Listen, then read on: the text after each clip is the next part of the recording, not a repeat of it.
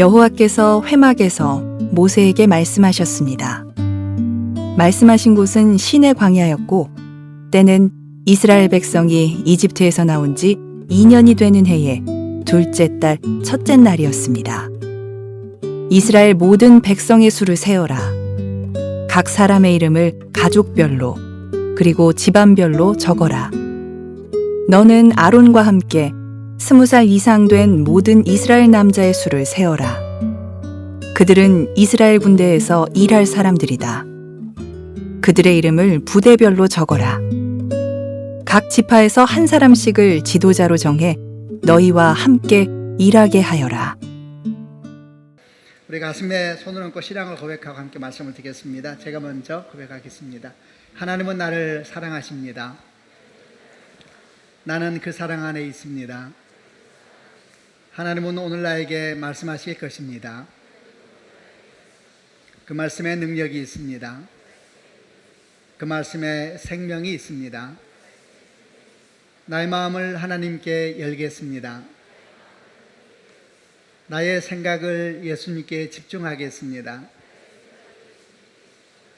들은 만큼 변합니다. 들은 만큼 행복해집니다. 오늘부터 연말까지 저희가 민수기에 대해서 묵상을 해보려고 합니다. 우리가 민수기라고 부르는 성경의 원래 히브리 성경의 제목은 광야에서라는 히브리 제목을 가지고 있는데 우리 한국말 성경은 민수기로 번역되어 있고 영어도 넘버스 숫자를 의미하는 것으로 번역되어 있고 라틴어도 이제 숫자를 의미하는 제목으로 그렇게 되어 있습니다. 히브리 성경하고 그 외의 성경이 제목이 다른 이유는 BC 3세기에 이집트 알렉산드리아에서 최초로 히브리 성경을 헬라어로 번역하는 작업이 있었는데 이 성경이 아주 귀한 작업이죠. 그럴 때 이 번역하면서 이게 광야에서라는 헬라어의 제목을 히브리어 제목을 숫자들을 의미하는 헬라어의 제목으로 바뀌게 되면서 그 영향으로 그 뒤에 이제 라틴어 성경이나 영어 성경이나 우리나라 성경도 숫자를 의미하는 제목으로 바뀌게 됐습니다.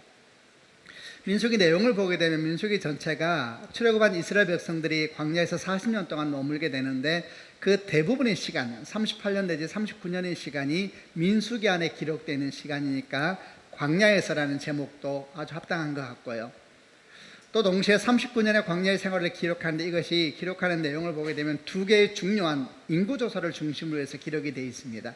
1절에 3절에는 1차 인구조사가 있고 26장에는 2차 인구조사가 있는데 이 인구조사를 중심으로 해서 광야 여정이 기록이 되어 있어서 인구조사를 의미하는 숫자들이라는 제목도 다 괜찮을 것 같습니다. 그래서 전체 내용을 이해하면서 광야에서라는 제목도 기억하고 또 백성들의 숫자를 의미하는 인구조사에 대한 이야기도 기억하면서 함께 민수기를 나누면 민수기 이해에 도움이 될 것 같습니다. 민수기는 구약성경, 신약성경 전체에서 네 번째 나오는 성경이죠. 창세기, 출애굽기, 레위기, 민수기, 신명기 이 5개 책을 모세오경이라 그러는데 모세오경은 우리는 딱딱 떨어져 따라 보고 있지만 원래 언어적으로는 거의 다 붙어있는 접속사로 연결되어 있거든요. 그래서 이 모세오경에서 민수기가 어떤 위치에 있는가를 조금 이해하는 것도 전체의 이해에 도움이 되니까 이 부분도 좀 설명을 드리겠습니다. 지도를 보면서 설명을 하겠습니다. 지도 저 위에 있는 바다색 이게 지중해이고요. 밑에 양쪽에 있는 두 개가 밑에서는 모아지는데 홍해를 표시하고 있고 오른쪽 위에 있는 것이 이스라엘 땅에 있는 사해를 표시하고 있습니다. 창세기는 그 주무대가 가나안 땅, 팔레스타인 땅이죠. 그래서 하나님의 창조의 역사하고 아브라함, 이삭, 야곱, 요셉에 이르는 족장들의 얘기가 기록되어 있는데 창세기 마지막은 어떻게 끝나냐면은 야곱의 후손 70명이 요셉이 총리였던 애굽 땅에 내려가면서 창세기가 끝나는데 내려가서 그들이 머물렀던 지역이 라암셋이라고 하는 지역이었습니다. 이 라암셋에서 430년 동안 머물고 난 뒤에 이제 출애굽기 사건이 시작이 되는데 하나님께서 그들의 고통 가운데 있음을 불쌍히 여기셔서 모세를 통하여서 출애굽하게 하시고 그리고 이제 그들을 시내산까지 이끌어오는데 시내산 라암셋에서 시내산까지는 한 3개월 정도 걸립니다. 그 기록이 출애굽기 1장에서 19장까지 기록인데 그 기록의 여정이 라암셋에서 시내산까지 이르는 붉은색 라인이 출애굽 1장부터 19장까지 기록을 보여주는 것이고요. 그 다음에 밑에 있는 시내산에서 1년 가까이 11개월 정도 이스라엘 백성들이 머뭅니다. 그리고 거기에서 아주 중요한 일이 많이 일어나는데, 거기에서 노예 집단이 이스라엘 무리들, 히브리 사람들이 이스라엘이라는 민족으로 재편성되게 되지요. 그리고 거기에서 하나님께서 십계명을 중심으로 한 율법도 주시고, 그리고 그들의 삶의 중심을 차지하는 회막, 성막이라기도 하고, 들어가서 이제 성전이 되지요. 그런 회막에 대한 말씀도 주시고, 그리고 죄 있는 이스라엘 백성들이 어떻게 하나님께 나올 수 있는가, 예배에 대한 말씀도 주시고, 이런 내용들이 출애굽 20장에서 40장, 그리고 레위기 전체에 기록되어 있습니다. 그래서 출애굽 20장에서 레위기까지는 시내산에 11개월 머물면서 하나님께서 주신 말씀을 기록하고 있는 성경입니다. 그리고 이제 민수기에 들어가게 되는데, 민수기는 이 시내산에서 출발하여서 모압 평지에 이르는 이 초록색 라인, 이 전체를 기록하고 있는 것이 민수기입니다. 모압 평지는 바로 그 요단강 반대편에 여리고가 있어서 약속의 땅 바로 앞에 있는 곳인데, 이제 시내산에서 거기까지 올라가는 겁니다. 그리고 중간 정도에 가데스 바네아라고 하는 잊을 수 없는 지역이 하나 나오지요. 민수기 13장, 14장에 나오는 지역인데, 여기서 12명의 정탐꾼이 이스라엘 정탐하고 40일 정탐하고 돌아와서 불신과 불평에 가득한 보고를 하게 되면서 이스라엘 백성이 40년 동안 광야를 떠돌게 되는 계기가 되었는데, 이제 그 여정이 이렇게 표시되어 있고, 그 40년 여정의 대부분은 38년 내지 39년이 민수기, 이 초록색 여정 가운데 기록되어 있고, 그것이 민수기 전체의 내용입니다. 예, 이런 민수기를 한마디로 얘기하면 어떻게 설명할 수 있을까? 민수기를 한마디로 말하면 애굽에 놓여있던 야곱의 후손들이 약속의 땅의 주인공으로 거듭나는 시간이었다, 이렇게 말할 수가 있습니다. 출애굽한 이스라엘 백성들이 약속의 땅의 주인공으로 우뚝 서기 위한 거듭난 시간들, 이게 민수기의 여정, 광야의 여정이었다, 이렇게 말할 수 있다는 이야기죠. 그런데 성경을 보게 되면 아까 우리가 보았던 모압 평지, 약속의 땅 바로 앞에 서 있는 백성들은 출애굽한 출애굽 1세들이 아니었습니다.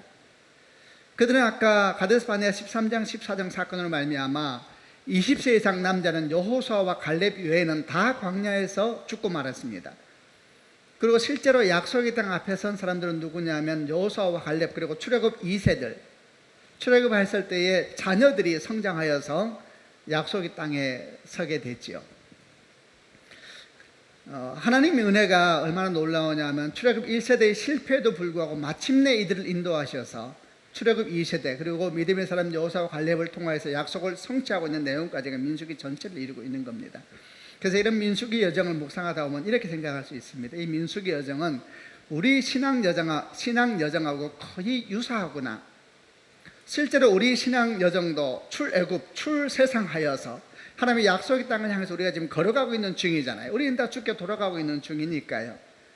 그러니까 출애굽하여서 약속의 땅까지 걸어가고 있는 광야의 여정을 기록한 민수기의 내용은 출세상, 출애굽하여서 약속의 땅까지 걸어가고 있는 신앙의 여정과 아주 대비해 볼 수 있다, 이렇게 보면은 우리가 함께 민수기를 묵상하면서 어떤 마음을 소망하겠습니까? 함께 민수기를 묵상하면서 약속의 땅을 향해서 출발했지만 결국 약속의 땅에 들어가지 못하였던 민수기 1세대가 가지고 있는 모든 신앙의 모습을 벗어버리고, 그리고 믿음의 사람 여호수아와 갈렙과 출애굽 2세대처럼 약속의 땅에 굳게 설 수 있는 사람으로 함께 이 여정을 걸어가는 시간이 되기를 소망합니다. 여러분도 저도 민수기 함께 여정을 통하여서 모든 우리 안에 있는 불평과 불신과 출애굽 1세대의 영성이 있다면 다 벗어버리고, 그리고 주의 약속 앞에 굳게 서서 하나님 앞에 좀 더 가까이 나아가는 그런 신앙의 여정을 함께 묵상할 수 있는 시간 되기를 바랍니다. 이게 이제 전체적인 설명이고요.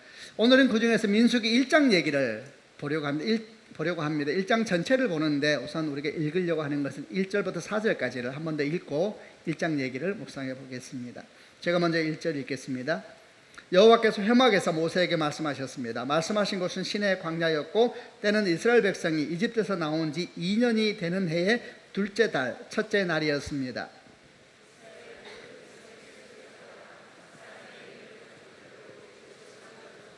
너는 아론과 함께 20살 이상 된 모든 이스라엘 남자의 수를 세어라. 그들은 이스라엘 군대에서 일할 사람들이다. 그들의 이름을 부대별로 적어라.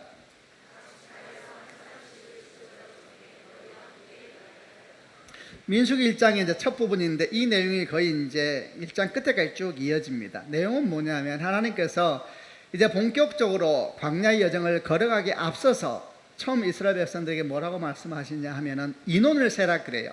좀 더 정확하게 말하면은 이스라엘 백성 중에 20세 이상의 남자의 수를 세라. 그리고 그들의 이름을 각 지파별로 가족별로 하나하나 다 적어라. 이렇게 이야기를 합니다. 이걸 우리가 1차 인구조사라 그럽니다.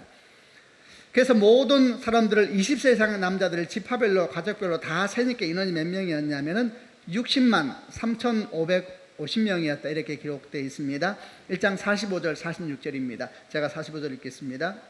이스라엘 남자 가운데서 20살 이상으로 군대에서 일할 수 있는 사람의 수를 세었습니다. 그래서 각 사람의 이름을 집안별로 적었습니다. 전체를 세보니까 20세 이상 남자만 60만 3,550명, 대단히 많은 숫자이죠. 이제 이런 이야기가 1장에 있는 1차 인구조사의 내용입니다. 우리가 이 1장 말씀을 묵상해서 몇 가지 교훈을 찾아보려고 합니다. 이 교훈은 아직 광야의 삶은 본격적으로 시작되지 않았습니다. 이제 정말 본격적으로 광야의 삶을 들어가야 되는데 이 광야의 삶을 시작하기 전에 우리가 반드시 가져야 될 교훈, 그 부분에 대한 묵상입니다. 첫 번째는 이렇게 인구조사를 통해서 우리가 배우는 첫 번째는 뭐냐면 하나님은 참으로 신실한 분이시다 라는 믿음입니다. 하나님은 참으로 신실한 분이시다. 여러분, 이 하나님의 신실하심에 대한 믿음은 아주 중요합니다. 왜냐하면 이 믿음이 없이는 출애굽하였다 하더라도 약속의 땅에 들어갈 수가 없기 때문이죠. 그래서 우리는 이 믿음을 뭐라고 표현할 수가 있냐면은 구원에 이르는 믿음이다 이렇게 표현할 수가 있습니다. 우리가 출애굽하고 난 뒤에 하나님의 능력을 경험하고 하나님의 역사를 경험했다 할지라도 그럼에도 불구하고 그 사람 마음 가운데 주의 선하심, 주님의 신실하심, 마침내 당신의 뜻을 이루시고 우리 인생을 통하여 약속하신 일들을 이루시는 선한 분이시다.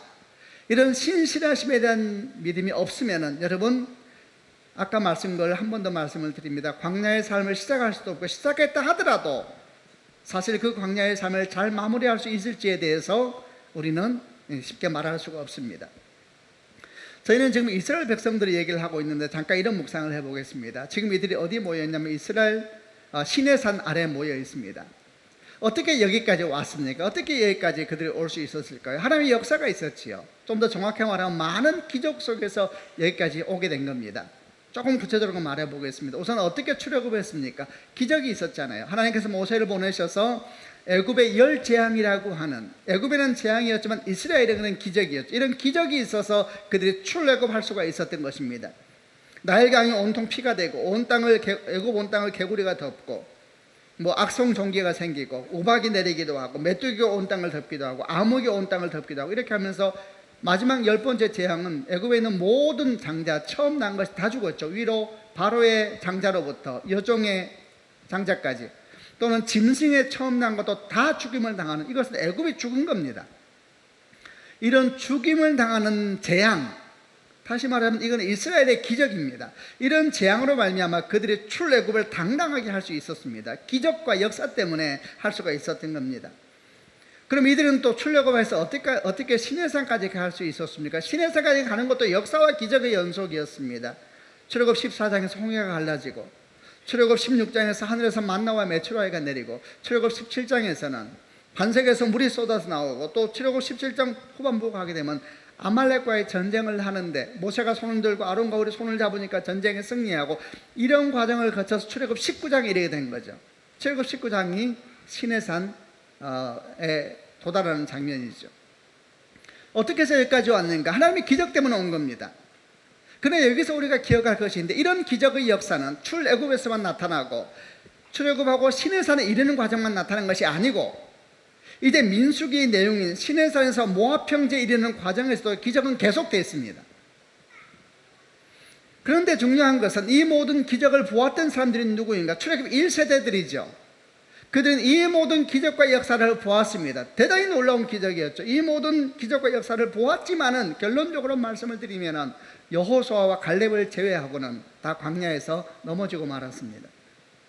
왜 그랬을까? 오늘 말씀과 묵상을 연결시켜 보면은 그들은 능력도 보았고 역사도 보았습니다. 많은 일들이 아마 있었겠죠. 대단히 놀라운 일들이었습니다. 그러나 그들이 40년 광야를 계속 묵상하면 반복되는 모습이 있습니다. 그들은 하나님의 신실하심을 믿지 않았습니다. 주님의 선하심을 믿지 않았지요. 이 좀 말이 이상할 수도 있습니다. 왜냐하면 우리가 생각하기에는 하나님의 역사를 많이 경험하고 이런 사람들은 주의 신실하심도 잘 믿지 않을까 이렇게 생각하는 경향이 있는데 성경의 증언은 그렇지 않다는 겁니다. 그러면 그 사람의 신앙이 정말 구원에 이르는 신앙인지 하나님의 신실하심 믿으면서 약속을 따라 쭉 걸어가는 그런 신앙인지 아닌지 어떻게 알 수가 있느냐? 고난이 오면 알죠. 위기가 오면 압니다. 목마르고 배고프면 아는 것이죠. 사실 이렇게 위기가 오면은 신앙의 모습이 확인된다는 것은 하나님의 창조의 원리이기도 합니다. 여름과 가을 되면 얼마나 나무들이 풍성하고 아름답고 그 영광을 드러냅니까? 과실수들은 아름다운 과일을 만들어내고 그 잎사귀는 얼마나 아름답습니까? 그러나 겨울이 되면은 그 영광이 다 떠나가지요. 그 영광이 떠나가고 온몸으로 찬바람을 맞이하게 될 때에 사실은 나무의 생명도 드러납니다. 그 겨울을 못 지내는 나무도 있지요. 제가 군에 있을 때 하나 일이 생각나는데, 제가 연대본부라는 곳에 군 얘기해서 여자분들 잘 해볼게요. 그 연대본부라는 곳에 근무했는데 이 연대장님이 굉장히 독특한 분이셨어요. 어느 날 봄에 산에 진달래가 너무 아름다우니까 연대장이 무슨 명령하셨냐면 저 진달래 너무 아름답다, 부대 안으로 다 옮겨라, 이런 명령을 하셔서 이제 모든 군인들이 와서 진달래를 펴가지고 부대 안으로 옮기는 작업을 했습니다. 이게 군대에서 하는 일이에요. 그냥 산에서 보면 되는데. 근데 이 군인들이 이제 저도 그 군인 중에 한 명인데 머리가 잽싸게 돌아가서 이 진달래가 땅 굉장히 깊이 파여 있어요. 뿌리가. 그래서 이제 그걸 막 가서 야삽으로 캐는데 잘 안 캐지니까 한 3부류로 나눠져요. 진달래 캐는 방법이. 군에 갔다 온 분들은 다 알 건데 첫 번째 부류는 딱 보니까 안 캐지거든요. 그러니까 조금 캐고 뿌리를 다 잘라버립니다. 그리고 흙을 막 뭉쳐가지고 이게 집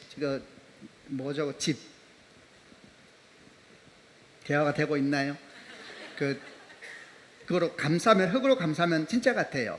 그리고 한숨 자는 것이죠. 막걸리도 먹고 이렇게 하면서. 쉬는 한 부류가 있었고 또 한 부류는 뭐였냐면은 나무를 파다가 중간 정도까지 했어요. 힘든 거예요. 그러니까 중간에서 잘라버려요. 근데 이 정도면 됐지 않느냐 이렇게 생각하고 또 이제 흙을 붙입니다. 그리고 이제 집으로 또 감싸요. 똑같아요. 근데 일부 참 어리석어 보이는 사람들이 이제 끝까지 파요. 아주 소수입니다. 소수. 비율적으로는 소수입니다. 끝까지 파가지고 다 파내가지고 이제 싸죠. 그러면 저녁까지 이제 일을 하고 오는데, 그리고 그 나무를 다 부대에 이게 줄을 다 심어요. 모릅니다. 여름과 가을에는. 제가 강원도 철원에서 근무했는데 철원의 겨울은 춥습니다. 그 겨울이 지나면 90%가 죽습니다. 다 정체를 나타내죠. 생명이 있는 믿음인지 생명 없는 믿음인지, 구원에 이르는 믿음인지 아니면은 안 그런 믿음인지가 추워지면 다 나타나요. 어떻게 아느냐?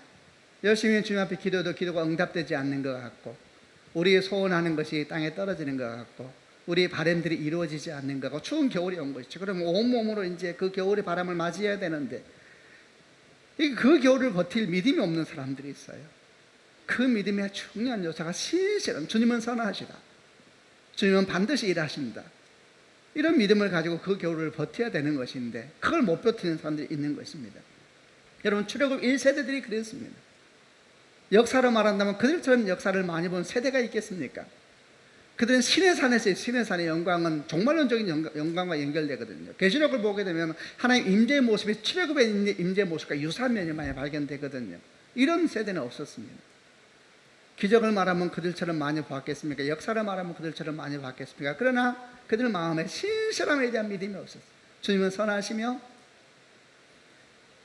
그러니까 결국 광야에서 넘어지고 말았죠. 자, 여러분, 하나님은 이 사실을 아실까 모르실까? 잘 알고 계시지요.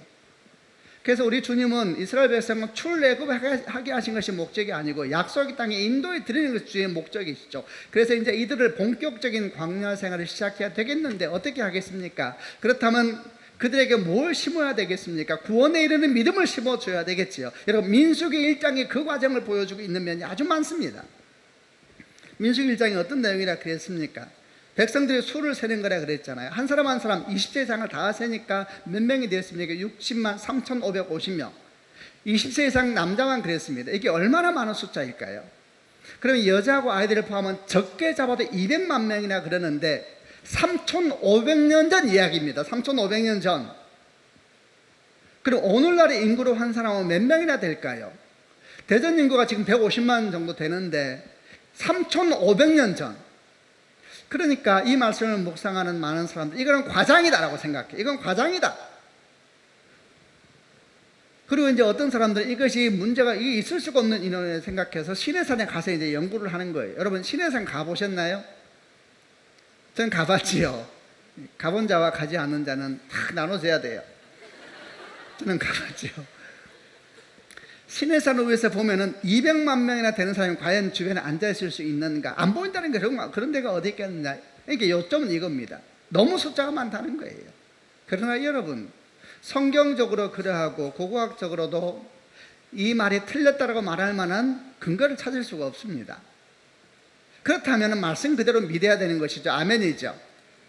못 믿는 이유는 하나입니다. 너무 인원이 많다는 것입니다. 엄청난 인원이 지금 시내산 주변에 모여 있는 거예요. 우리는 믿음으로 일을 받으면서 일을 생각해야 돼요. 엄청난 인원이 지금 시내산 주변에 둘러싸고 있는 겁니다. 그 당시는 군대처럼 자리를 정비한 것은 민수기 이후거든요.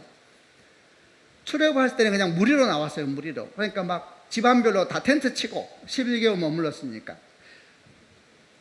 끝도 안 보였을 거예요. 한번 여러분 상상해 보세요. 여러분이 시내산에 있다고 생각하고 이 장면을 한번 상상해 보시길 바랍니다. 믿음의 거룩한 상상으로 한번 해보시길 바랍니다. 끝도 안 보였을 거예요. 무슨 생각이 들었을까요?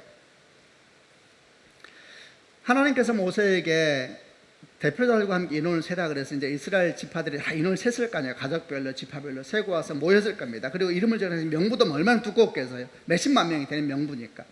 그걸 가져오고 말하면서 어떤 생각이 들었을까요? 아마 깜짝 놀랐을 거예요. 왜냐하면 그들은 노예에서 한 번도 자기들 숫자를 세본 적이 없거든요. 세는 것은 주인이 세는 거니까요.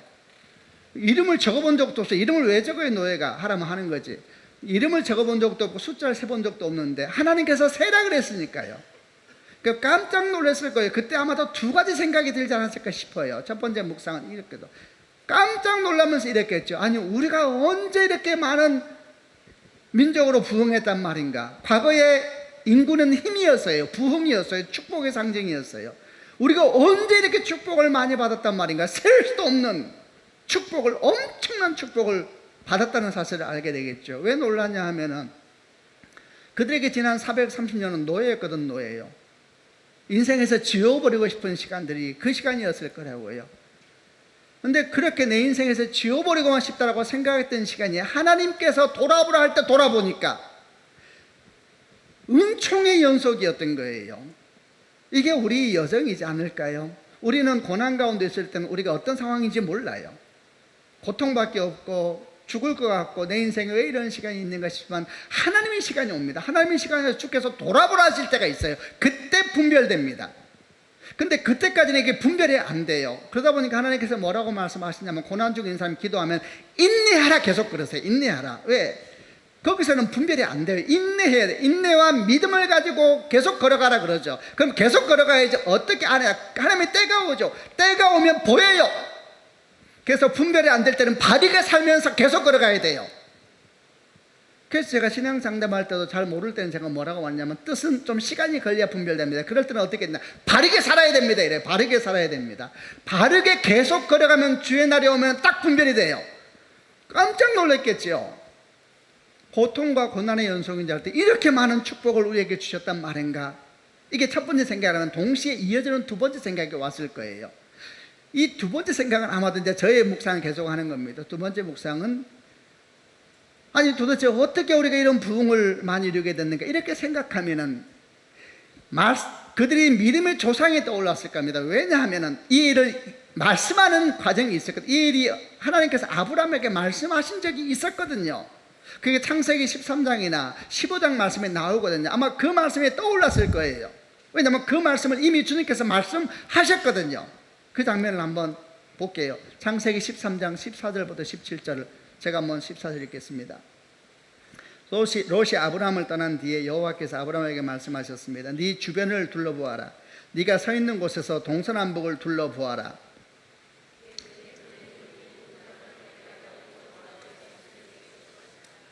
16절은 같이 읽어볼까요? 내가 네 자손을 땅의 티끌만큼 많게 해주리니 누구든지 땅 위에 티끌을 셀 수 있는 사람이 있다면 그 사람은 네 자손도 셀 수 있을 것이다. 이제 창세기 15장 5절로 바꿔주세요. 15장 5절을 같이 읽겠습니다. 시작.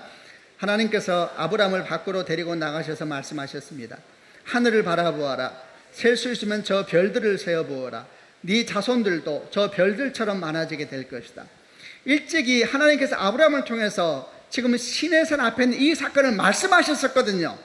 정확하게 말씀하셨죠. 네 자손을 땅에 티끌처럼 많게 하리니 누군지 땅 위에 티끌을 셀 수 있으면 네 자손도 세리라. 하늘을 바라보아라. 셀 수 있으면 저 별들을 세어보아라. 네 자손들도 저 별들처럼 많아지게 될 것이다. 지금 이스라엘 민족들 지파의 리더들은 와서 인원을 세면서 경악을 금치 못했을 거예요. 이 시내산에서 바라보면 끝이 보이지 않는, 정말 성경 말씀 그대로이지 않습니까? 하늘의 별처럼 땅의 티끌처럼 바다의 모래처럼 네 자손이 부흥하게 될 것이다. 아브라함에게 약속하셨거든요. 이 말씀이 떠올랐을 거예요. 그러니까 지난 시간이 뭐였느냐면 하나님의 신실한 역사가 그들의 삶에 일어나고 있었던 시간인 거예요. 지금 정말 하나님의 약속이 눈앞에 이루어지고 있는 것이죠. 여러분 보세요. 그러면은 1장에서 인구조사는 첫 번째 목적은 뭐냐면 전쟁에 싸울 군인 확인하는 겁니다. 그런데 동시에 거기서 필연적으로 얻어지는 열매는 뭔가? 두 번째는 뭔가? 주의 신실한 약속이 이루어진 현실을 보고 세고 확인하게 한 거죠. 왜 그러냐 하면은 이 사실을 믿고 확인하지 못하면 광야에 들어가도 쓰러지거든요. 신실하심을 깨닫지 못하고 이 구원에 이르는 믿음을 마음속에 꽉 잡지 못하면 광야에 들어가도 넘어지거든요. 그러니까 하나님께 시작하기 전에 인구 조사하면서 하나는 세게 하시면서 하늘의 별처럼 바다의 모래와 같은 인구를 보게 하시면서 아브라함을 통한 약속을 기억나게 하시면서 하나님의 신실하심에 대해서 깊이 박아 놓으신 것이죠. 제가 사실 이런 묵상을 하다가 또 엉뚱한 생각이 하나 들었습니다. 이제 이 엉뚱한 생각은 뭐냐 하면, 혹시 여러분 가운데 좀 논리적인 분들이 계신 분들 중에는 제가 말한 것 중에 좀 불편한 것이 있을지 모르겠어요. 예를 들면 이런 것이 불편하지 않을까 싶어요. 제가 안신경 중이니까 시간이 많았거든요. 그래서 별 생각을 많이 해봤어요. 예를 들면 제가 여러분이 지금 묵상을 나눌 때 이렇게 했잖아요. 이들이 숫자를 세면서 깜짝 놀랐을 것이다. 그분은 막 동의할 것 같아요. 그리고 고난이 이런 축복이 시간이었단 말인가 놀라겠죠. 거기까지는 괜찮아. 근데 그러다 보니까 창세기 13장의 15절 말씀에 떠올랐을 것이다 라는 것은 지나친 확대 아니냐, 이렇게 생각하는 분이 계실지 모르겠어요. 왜냐하면 그들이 430년 동안 노예였거든. 노예는 배우는 사람이 아니잖아요. 그리고 그 당시에 이스라엘 백성들은 오늘날 같은 유대인이 아니요, 말씀을 받기 전이에요. 그냥 히브리 떠돌이 민족들이라고 생각하면 돼요. 물론 지파도 있었고 약속도 있었지만 하나님의 말씀 가운데 굳게 서 있는 것은 아니었을 거란 말이죠. 그런데 갑자기 그런 상황 속에서 말씀이 떠올랐다는 생각은 지나친 생각이 아니냐, 혹시 그런 분이 계시지는 않을까 생각이 저는 했는데, 여러분은 어떠십니까? 저는 그런 생각이 들더라고요. 그리고 그럴 수 있겠다 생각이 들었어요, 제 마음에도. 근데 여러분, 이것도 그렇다 하더라도 묵상이 결론이 틀려지는 건 아닙니다. 왜냐하면은 그들이 말씀을 제대로 모르고 있다 하더라도 그들 가운데 모세가 있었습니다. 모세가 누구냐면 창세기, 출애굽기, 레위기, 민수기, 신명기를 성령의 감동을 따라 기록한 저자입니다. 저자. 그는 하나님의 말씀을 너무나 잘 알고 있었어요. 여러분, 이스라엘 민족들이 숫자를 세면서 그 많은 숫자에 경탄을 금치 못하면서, 이야, 우리가 이렇게 많은 일을 했단 말이야, 우리가 이렇게 부흥했단 말이야, 이렇게 말할 때 모세가 결코 보고 있지 않았을 거예요. 우리가 아니라 하나님께서 하신 일이고, 하나님께서 우리의 조상인 아브라함에게 주신 약속을 지금 성취하고 있는 중이고, 창세기 13장이나 15절 말씀을 막 말했을 거예요. 왜 그랬을까? 이거 분명하지요. 왜냐하면 저도 이분을 묵상하면서 제 안에 막 이렇게 막 열정이 일어나더라고요. 제 앞에서 만약에 하나님의 역사를 이들이 깨닫지 못하고 막, 야, 우리가 이렇게 부흥해서 이렇게 말하겠다면 저는 외칠 거예요. 그거 하나님의 역사입니다. 하나님께서 이렇게 약속하셨는데 지금 그 약속의 성취를 당신이 보고 있는 겁니다. 저도 말할 거예요. 모세는 분명히 말했을 거예요. 그 많은 숫자에 놀래고 있는 이스라엘 백성들에게 하나님의 약속의 성취를 지금 당신이 보고 있는 것이고, 당신이 쓰고 있는 것이고, 당신이 세고 있는 것입니다. 하나님이 지금 당신들에게 이게 메시지입니다. 하나님은 신실한 분이시란 걸 당신에게 말하고 있는 겁니다. 그분이 지금부터 당신들을 약속의 땅까지 인도할 바로 그분이십니다 라고 말할 거예요. 아멘이죠. 말할 거예요. 왜냐하면 아까 말했던 얘기를 또 반복합니다. 그분의 신실하심에 대한 믿음이 없으면 광야의 도전을 이길 수가 없거든요. 광야는 쉽지 않습니다. 여러분 삶은 쉽지 않잖아요. 사실 아브라함도 그랬어요. 아브라함이 바다의 모래처럼 하늘의 별처럼 네 자손이 많아지게 될 것이라고 약속을 받았을 때, 특별히 창세기 15장 약속 같은 경우에는 몇 살이었냐면 85세였어요. 약속을 받았죠. 근데 그 약속이 내게 주어졌지만 내 삶은 너무나 허접한 거예요.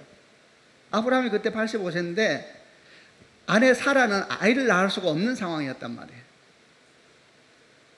하나님의 약속은 있지만 그 약속을 이룰 내 삶은 너무나 부족하고, 이러니까 약속은 받고 아멘 하면서도 그 약속을 신실하게 가지고 가는 건 쉽지가 않았을 거라고요. 근데 그때 아내 사라가 아주 좋은 제안을 하나 합니다. 바로 16장에 바로 나와요. 무슨 제안을 하냐면 이런 제안을 해요. 뭐 남편한테 그렇게 여보 이랬겠죠. 뭐 우리로 말한다면, 나는 아이를 못 낳지만은 여종 젊은 하갈이 있지 않느냐. 여종이 있었어요. 그 여종과의 사이에서 아이를 낳아도 하나님 뜻이 이루어지는 거 아니냐. 이 여종과의 사이에서 아이를 낳아라라고 제안을 해요. 그 당시의 가치관, 세계관에 의하면은 여종과 주인 사이에서 아이가 태어나면 그 아이는 주인의 아이입니다. 그러니까 하갈 생각에 그래도 주의 뜻이 이루어지는 것이 아닌가라고 생각했을 수도 있을 것 같아요. 또 아브라함도 그렇게 생각했을 수도 있죠. 왜냐하면 또 하나님께서 아브라함에게 네 자손이 하늘의 별처럼 많아질 것이다 말씀하실 때 네 몸에서 날 아이라 그랬지 너와 사라 사이에서 날 아이라 표현을 안 하셨어요. 그러니까 아브라함과 하갈 사이에서 애 태어나도 뜻이 이루어지지 않을까라고 생각할 수도 있잖아요. 하나님 뜻이 분별이 어려울 때가 많거든요. 여러분, 이 일은 우리 이야기입니다. 우리 이야기. 우리가 하나님의 백성으로 부름받고 지금 광야를 걸어가고 있는데 우리 가운데 하나님의 약속이 많지요. 그 약속을 어떻게 이룰 것인가, 이것이 옳을까 저럴까 많은 질문들이 와요. 지금 이런 혼란 속에 있는 것입니다, 아브라함이. 근데 중요한 것은 아브라함이 이 중요한 상황에서 하나님을 주목하지 않고 하나님께 기도하지 않아요. 그리고 아내의 말을 들어요. 이 아내의 말은 그 당시의 가치관이었 세계관이었다 말하면 되는 거죠. 그래서 듣고 하갈을 취하해서 아이를 낳습니다. 어떻게 됐을까요? 그들이 소망한 대로 낳았죠. 애가 잉태됐죠. 그 아이 이름은 이스마엘입니다. 근데 여기서 알아야 될 것이 있습니다. 이스마엘이 잉태됐을 때 얼마나 기뻤을까요? 아브라함이. 야, 이렇게 약속이 이루어지는구나. 역시 우리 아내가 지혜로워. 아내 말을 잘 들어야 되고 이러면서 기뻐했을 수도 있지요. 그러나 우리가 알아야 될 것이 있습니다. 이스마엘이 잉태되면서 다른 것도 같이 붙어왔지요. 분열과 혼란도 그 집안에 같이 일어났습니다. 하갈이 아이를 잉태하고 나니까 어떻게 행동하냐 하면은 아이 없는 그 본처 사례를 멸시하는 거예요. 그것만이 아니고 14년 뒤에 하나님의 은혜로 말미암아 약속의 아들 이삭이 태어났는데, 이삭이 태어났을 때 이 여종의 아들 이스마엘이 희롱했다. 그래서 희롱했다. 진짜 복이 왔는데 이 복과 함께 분열도 진짜 복이 왔음에도 분열이 계속되는 거예요. 이게 뭐냐 하면은 하나님께서 약속을 주셨을 때 이 신실함으로 그 약속을 걸어가지 못하고 사람의 방법으로 그걸 이루려고 할 때 생기는 열매들이죠. 여러분, 어떤 사람이 사업을 한다고 생각해 보십시다. 그 사람이 사업을 했는데 소망이 생겨서 주님 만나니까 이 사업을 통해 주께 영광을 드려야 되겠다. 좋은 일입니다. 그래야 되죠. 근데 이 사람이 사업하는 방법이 세상 사람하고 똑같이 해요. 자, 그래서 이익을 얻었다 합시다. 그리고 막 부흥이 돼서 공장도 늘어나고 회사도 늘어났다 합시다. 그러면 그 이익, 그 늘어난 공장이 이스마엘입니다. 그 당시에는 굉장히 기뻐 보이죠. 하나님의 뜻을 이루고 내가 영광을 드릴 것 같다. 아니에요, 그렇지 않습니다. 하나님의 뜻을 사람의 방법으로 취하기 시작하는 순간 이스마엘이 태어났는데, 그 이스마엘은 이스마엘만으로 태어나지 않아요. 반드시 혼란과 분열을 겸해서 들어와요. 돈만 들어오지 않거든요. 다른 것이 같이 들어오거든요. 그러니까 그 이익이 생김으로 말미암아 가정에 혼란이 생기기 시작하고 삶이 좀 표현이 안 좋아지기 시작하고, 성경을 보게 되고, 아니 성경만이 아니라 기독교 역사에 복을 받아서 무너진 사람이 한둘입니까? 축복을 받았다는데 그 축복 때문에 망해요. 그러면 그 축복이 문제가 있는가? 이스마엘 강색이 아주 많지요. 얼마 전에 제가 어떤 집회 가서 있는데, 이제 선교지에 있었던 일인데 아주 기적이 많이 일어나는데, 어떤 사람이 손이 완전히 이제 굳어버렸는데 정말 기도를 열심히 해서 손이 갑자기 펴져서 이제 막 진짜인데요. 이렇게 막 이게 이제 성경에 있었던 얘기예요. 이렇게 펴지니까 얼마나. 근데 이 사람이 손이 제대로 움직이자마자 처음 하는 행동이 바로 술 먹으러 가더래. 너무너무 먹고 싶었던 거예요. 땡겨. 이게 안 돼가지고 그러더라고요. 이스마엘 가능성이 많아요. 그 복이. 이게 얘기를 좀 이런 겁니다. 우리는 하나님을 신뢰해야 되는데 특별히 구원에 이르는 믿음의 중요한 것이 그분의 신실하심을 믿어야 돼요. 그리고 신실함을 믿는 여정은 전쟁입니다. 쉽지 않습니다. 힘들고 어려워도 그분의 선하심을 믿어야지 구원에 이르는 믿음이 우리 가운데 시작된 것입니다. 아멘이죠. 민수기 1장의 첫 번째 주제는 셀 수도 없는 수많은 이스라엘 백성들을 보면서 뭘 느껴야 되겠어요? 그분의 신실하심을 느끼고 세고 기록하고 확인하고 아주 실천학적으로 여러분 그분은 선하십니다. 그리고 당신을 향한 여러분을 향한 계획을 마침내 이루실 것입니다. 그걸 믿고 굳게 하고 약속의 땅을 향하여 광야를 걸어가는 축복이 있길 바랍니다. 여러분 이 믿음을 굳게 심어놔야지 광야를 들어가도 안 넘어지니까 주님이 시작하기 전에 그 일을 먼저 하신 것이죠. 또 한 가지 더 묵상을 해보겠습니다. 인구조사를 통해서 배우는 두 번째 교훈은 출애굽한 이스라엘 백성들, 지금 인구조사하고 있죠. 이 출애굽한 이스라엘 백성들은 한 명 예외 없이 다 하나님의 명단에 기록됐다라는 사실입니다. 저는 초두에 여러분에게 민수기 전체를 얘기하면서 출애굽 1세대는 광야에서 다 넘어졌다 그랬죠. 그런 약속의 땅에 못 들어갔습니다. 성경을 보게 되면 이들에 대해서 경계를 많이 하세요. 사도 바울은 고린도전서 10장에서 뭐라고 말씀하고 있냐면 이런 일은 우리에게 본보기가 됩니다. 우리는 그들처럼 하지 맙시다. 그들처럼 악한 일을 즐겨하지 말고 우상 숭배하지 말고 간음하지 말고 주님을 시험하지 맙시다. 또 히브리서 기자도 히브리서 3장에서 뭐라고 말씀하냐면 그들을 이야기하면서 그들은 고집을 부리며 하나님을 시험하고 믿지 않았기 때문에 하나님께서 약속하신 안식처에 들어가지 못했습니다. 이렇게 이야기하면서 그 사건은 경계 삼고 있습니다. 근데 여기에서 우리가 한 가지 아주 중요하게 민수기 1장을 통해서 확실하게 해야 될 것이 있습니다. 그것은 성경에서 이렇게 말한 적이 없습니다. 이스라엘 백성들이 광야 생활을 잘하면은 하나님의 백성의 명단에 기록해야 된다라고 말씀하신 적이 없습니다.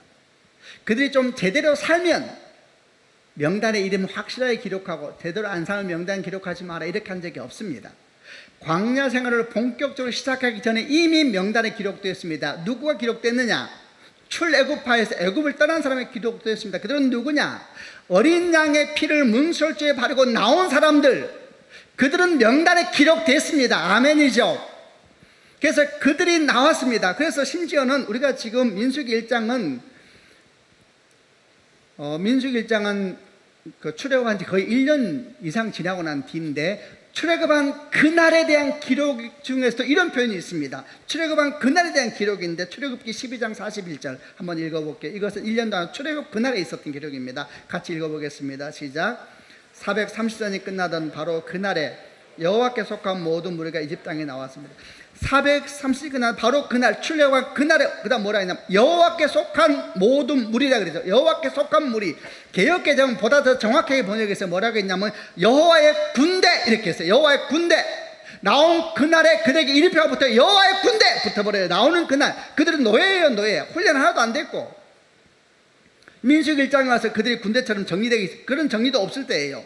근데 나오자마자 성경은 바로 증언해 여호와의 군대라고 이름 붙여버려요.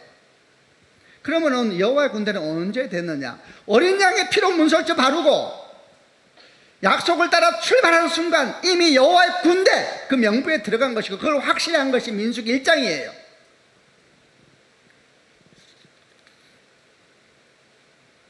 이제 우리가 필요한 것이 뭐냐 하면 이제 우리가 이미 하나님의 군대라는 사실이 성경에 기록되면 우리가 필요한 건 뭐냐면 이 사실을 받아들이고 동시에 이 일이 얼마나 소중한 일인가에 대해서 날마다 깨달아가야 돼. 이게 신앙이죠. 신앙이라는 것은 내 삶과 내가 구원받은 것과 내가 그리스도인 됨이 얼마나 소중한 것을 더 많이 알아가는 여정이 아닐까요? 왜 이런 말을 하냐면 이렇게 자기의 존재에 대한 확신, 존재에 대한 소중함을 깨닫지 못하면 어떻게 되느냐? 깨닫지 못하면 출애굽 1세대 되는 겁니다. 출애굽 1세대가 대단한 하나님의 축복을 받았대요. 아까 제가 말했죠. 종말론적인 그런 하나님의 임재의 현장 속에 그들이 있었단 말입니다. 시내산에서. 그리고 하나님의 임재의 상징인 언약궤가 그들의 삶의 한가운데를 스쳐 지나갔어요. 불기둥과 구름기둥, 만나와 메추라기, 그들은 역사의 한가운데 있었다 그랬습니다. 그런데 이상하게도 그들의 여정을 계속 보면 그들은 끊임없이 애굽을 그리워해요. 애굽을. 성경은 뭐라고 말하냐면 애굽의 고기와 생선, 그리고 뭐 수박과 오이, 그리고 부추와 마늘을 그렇게 그리워했어요. 왜냐하면 애굽 땅이 그리운 거예요. 그럼 이들은 누구인가? 몸은 약속의 사람 가운데 있지만 영은 애굽에 있는 것이죠. 이들은 누구일까요? 신앙이 뒤틀려 있는 것입니다. 애굽의 고기가 그렇게 좋았나 봐요. 이거 말하니까 또 제가 하나 생각나는데, 옛날 제가 어떤 분이 저한테 스테이크를, 아주 오래된 이야기예요, 맛있는 스테이크를 하나 대접해 드리겠다 그래서 그러냐고 알았다고. 스테이크를 먹으러 왔는데 먹는데 그러더라. 아주 비싼 거래요. 이게 그러냐고. 아주 좋은 거래요. 개인적으로 막 갖다 주더라고요. 사람 많은데 하나 주는 게 아니라.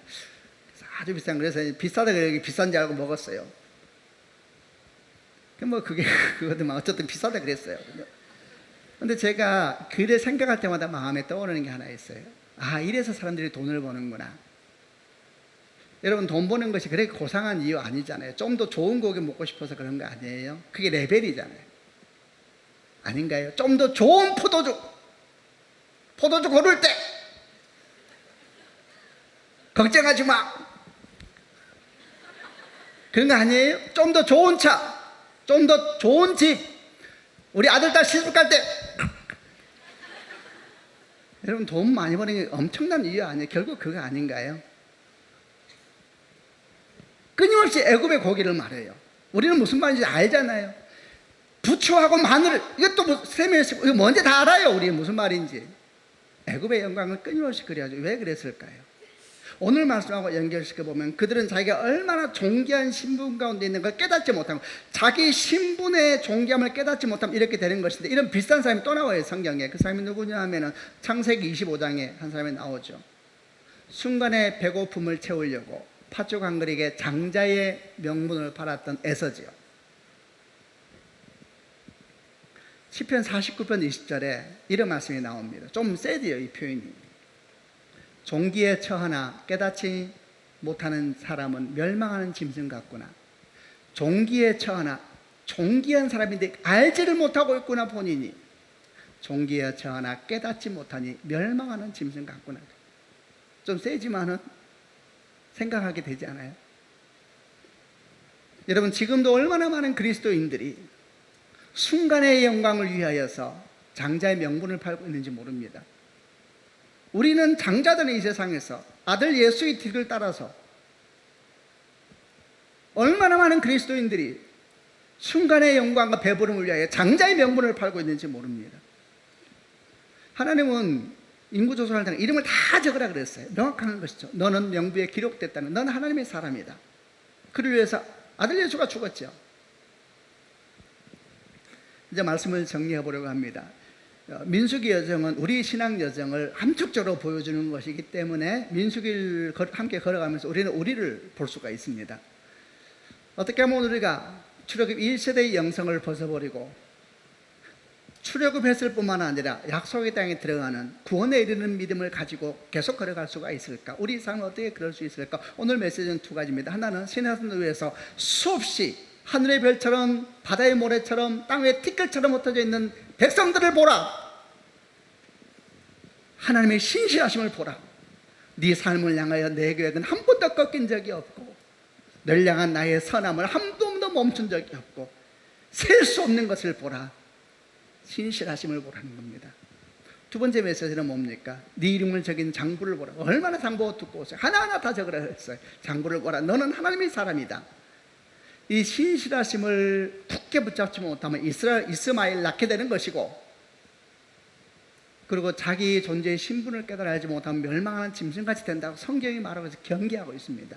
그래서 우리가 함께 이렇게 약속의 땅을 향해 걸어가고 있는데 결론은 똑같죠. 힘을 내고 믿음을 가지고 걸어가라. 하나님의 신실함이 너를 도울 것이고 마침내 약속의 땅을 가게 될 것이고 너를 향한 나의 계획은 결코 멈추지 않는다. 주님의 이름으로 여러분을 축복합니다. 이런 신앙의 여정에서 우리 모두 다 굳게 서서 우리는 다 죽게 돌아가고 있는 중이잖아요. 그 시간까지 승리할 수 있는 믿음의 사람 되기를, 또 그런 여정을 함께 만들어가는 이런 주일 예배가 되기를 주님의 이름으로 소망하고 축복합니다. 아멘. 기도하십시다.